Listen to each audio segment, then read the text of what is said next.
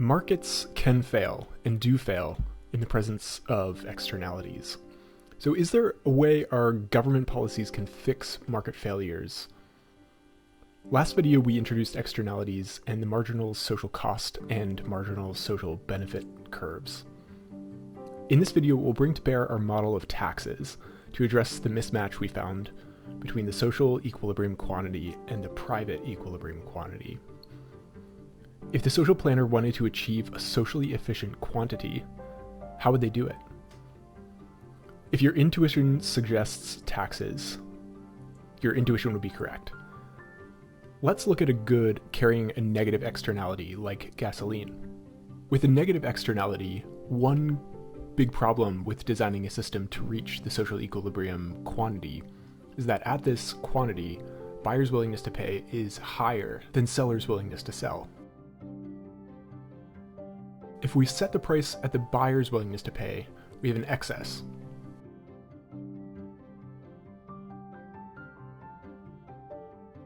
If we set the price at the seller's willingness to sell, we have a shortage.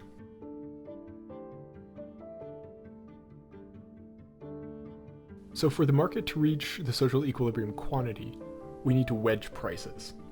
And we have a tool in our tool belt that lets us do just that. So let's impose a tax wedge between the buyer's price and the seller's price, and by the amount of the externality. Unsurprisingly, our tax equilibrium quantity is now the same as the social equilibrium quantity. The buyer's price at this quantity is equal to the willingness to pay at the social equilibrium quantity, and the seller's price at this quantity is equal to the willingness to sell at the social equilibrium quantity. But it may surprise your tax intuition that this also eliminates deadweight loss. We've reduced quantity to the point where the marginal social benefit is equal to the marginal social cost. Private consumer surplus is the area under the marginal benefit curve, above the buyer's price and inside the quantity. Private producer surplus is the area above the marginal private cost, below the seller's price and inside the quantity. The externality is the area between the marginal social cost and marginal private cost inside quantity. And deadweight loss is the area above suboptimal quantity between the benefit and cost curves. Government revenue is the area between prices inside the quantity.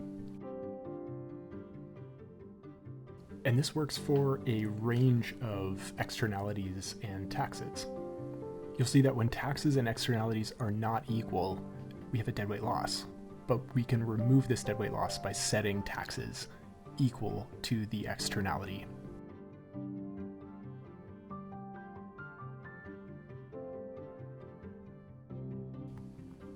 With positive externalities, we can extend our notion of taxes to include subsidies, which are essentially the opposite of the tax.